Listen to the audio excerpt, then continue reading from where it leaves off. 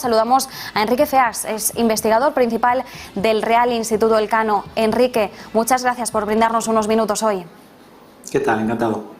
Enrique, publicabas en Voz Populi un artículo publicado, La dimisión de Boris Johnson, una bendición disfrazada. Lo titulabas de esta forma y, de hecho, recordabas que Boris Johnson, admirador de Winston Churchill, decías que cuando Churchill perdió las elecciones, su esposa Clementine, para consolarlo, le decía que quizás se trataba de una bendición disfrazada. Si hoy Carrie Johnson le dice a Boris que su dimisión es una bendición disfrazada, podríamos esperar quizás que, replicando las palabras de su ídolo, diga, pues la verdad es que va muy bien disfrazada. Para Boris Johnson quizás no sea una bendición, muchos miembros considerarán que sí, y una parte de la ciudadanía también, pero ¿cuál es la fotografía, cuál es el análisis que tenemos que hacer en estos momentos de la situación política que está atravesando Reino Unido?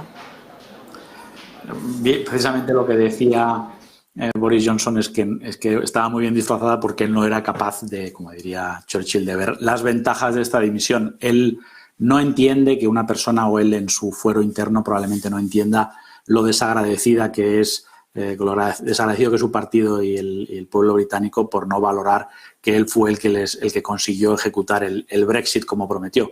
Él probablemente esté muy disgustado, pero la clave es que para el Partido Conservador, Boris Johnson se había convertido en un lastre, se había convertido en una máquina de perder elecciones, y ya habían dado un aviso en junio y claramente habían decidido que la situación era insostenible y que era preciso cambiar de líder si querían ganar las siguientes elecciones. Eso es lo que se ha producido y es algo muy habitual en el Reino Unido porque están acostumbrados a que la política interna dicte todo lo demás con independencia de las circunstancias exteriores o de la guerra que estemos viviendo ahora mismo en Ucrania, ¿no?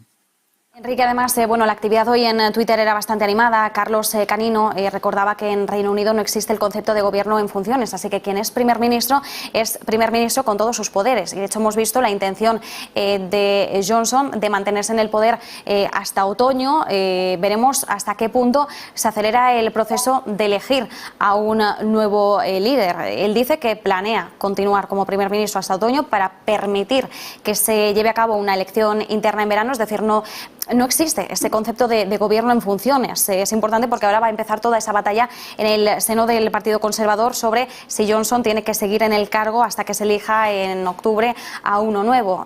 ¿Cuál es el escenario que se abre aquí? ¿Cómo es el procedimiento de elección? Porque no necesariamente tienen que convocar unas elecciones generales. Todo esto va a empezar con un proceso interno y de mucho ya hemos visto cómo se han reunido varios miembros en el gabinete ahí en Downing Street. Exacto.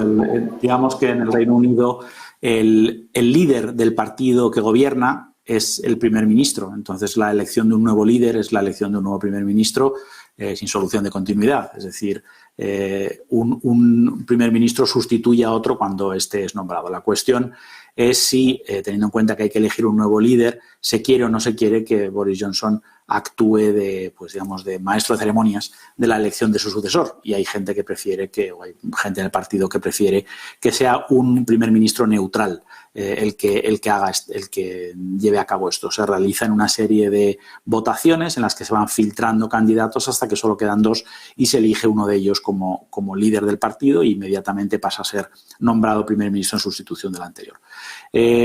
Todo esto puede llevar un mínimo de un mes y medio, según lo que se quiera correr. Yo creo que no hay ningún interés por parte del partido en que aguante hasta octubre.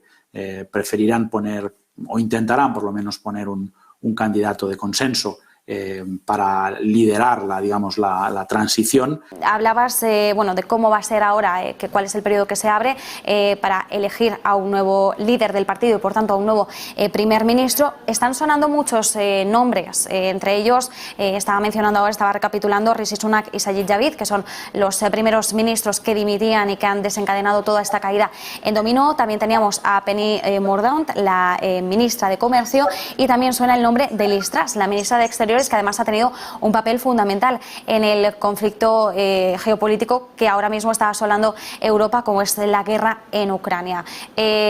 ¿Cómo consideras que pueden ir avanzando las quinielas? No tenemos una bola de cristal, pero siempre nos gusta aventurarnos o al menos intentar dar un pasito más.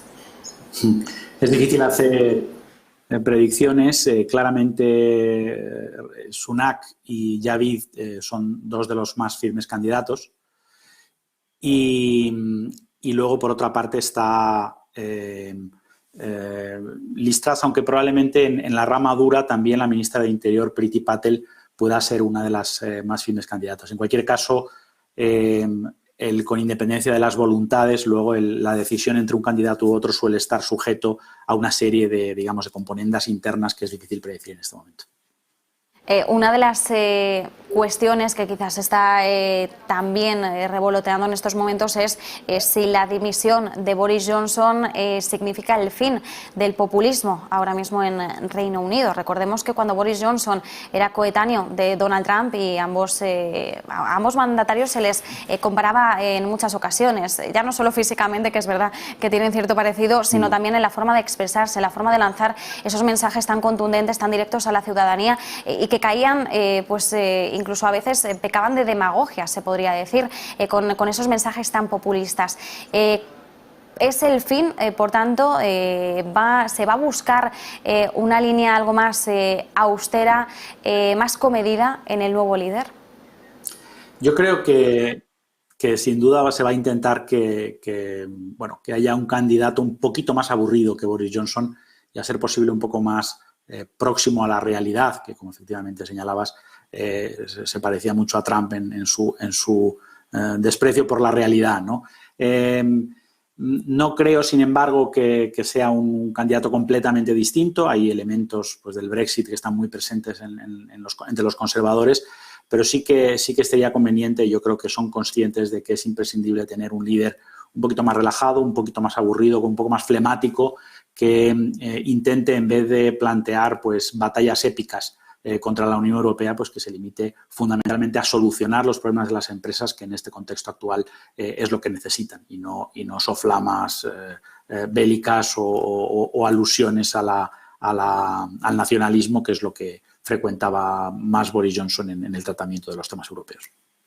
Importante tener en cuenta en qué escenario se va a mover el próximo líder. Un escenario con una elevada inflación, todavía con grandes reminiscencias del impacto negativo de la crisis sanitaria, afrontando también el papel de seguir dando apoyo a Ucrania en un momento de guerra, y además estábamos también ahora prestando atención a los mensajes que nos llegaban por parte de Mann, miembro del Banco de Inglaterra, diciendo que las expectativas de inflación siguen siendo muy elevadas, y además repitiendo palabras que hemos visto también por parte de otros banqueros centrales. Jerome Powell mismo también lo decía, y es que ahora mismo están quizás confiando mucho en la capacidad de ahorro de las familias durante la pandemia. Es decir, que gracias al ahorro que han conseguido hacer las familias durante la crisis sanitaria, al pues no salir tanto, estar más en casa,